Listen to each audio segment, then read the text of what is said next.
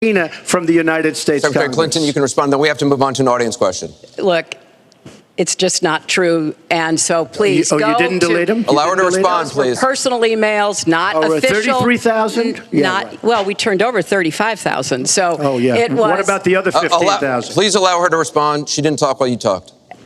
Yes, that's true. I didn't. Because I didn't in the first debate, and I'm going to try not to in this debate because I'd like to get to the questions that the people have brought here tonight to talk to us about. And get off this question. Okay, Donald, I know you're into big diversion tonight, anything to avoid talking about your campaign and the way it's exploding and the way Republicans are leaving you. But let's at least focus on some of the issues that people care about tonight. Let's get to their questions. We have a question here from Ken Karpowitz. He has a question about health care. Ken? I'd like to know, Anderson, why aren't you bringing up the emails? I'd like to know. Why aren't you getting brought up the emails? No, it hasn't. It hasn't. And it hasn't been finished at all. Ken Karpowitz has a question. It's nice to 1 on 3. Thank you. Affordable Care Act, known as... That first one goes to Secretary Clinton because you started out the last one to the audience. If he wants to start, he can start. Go ahead, Hillary. No, go ahead, Donald. No, I'm a gentleman, Hillary. Go ahead. Secretary Clinton? Well, I think Donald was about to say he's going to solve it by repealing it and getting rid of the Affordable Care Act. And I'm going to fix it because I agree with you. Premiums have gotten too high, co-pays, deductibles, prescription drug costs, and I've laid out which, by the way, was a fraud. You know that because Jonathan Gruber, the architect of Obamacare, he said it was a great lie. It was a big lie. President Obama said you keep your doctor, you keep your plan. The whole thing was a fraud, and it doesn't work. But one situation for our country, because you look at Orlando, and you look at San Bernardino, and you look at the World Trade Center, go outside, you look at Paris, look at that horrible, these are radical Islamic terrorists. And she won't even mention the word, and nor will President Obama. He won't use the term radical Islamic terrorism. Now, to solve a problem, you have to be able to state what the problem is, or at least say the name. She won't say the name, and President Obama won't say the name, but the name is there. It's radical Islamic terror. And before you solve it, you have to say the name. Secretary Clinton, was it a mistake to have a religious test? First of all, Captain Khan is an American hero. And if I were president at that time, he would be alive today. Because unlike her, who voted for the war without knowing what she was doing, I would not have had our people in Iraq. Iraq was a disaster. So he would have been alive today. Hillary Clinton wants to allow And why did it morph into that? Answer the question. Why don't you still believe her? You interrupt me all the time. Why don't you interrupt her? Would you please explain whether or not the Muslim ban still stands? It's called extreme vetting.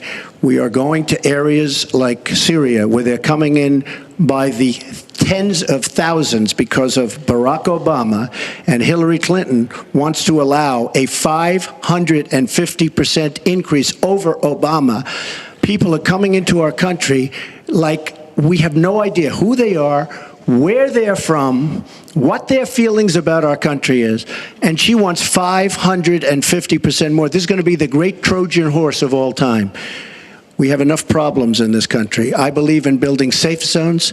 I believe in having other people pay for them. As an example, the Gulf states who are not carrying their weight, but they have nothing but money, and take care of people. But I don't want to have, with all the problems this country has and all of the problems that you see going on, hundreds of thousands of people coming in from Syria when we know nothing about them. We know nothing about their values, and we know nothing about their love for our country.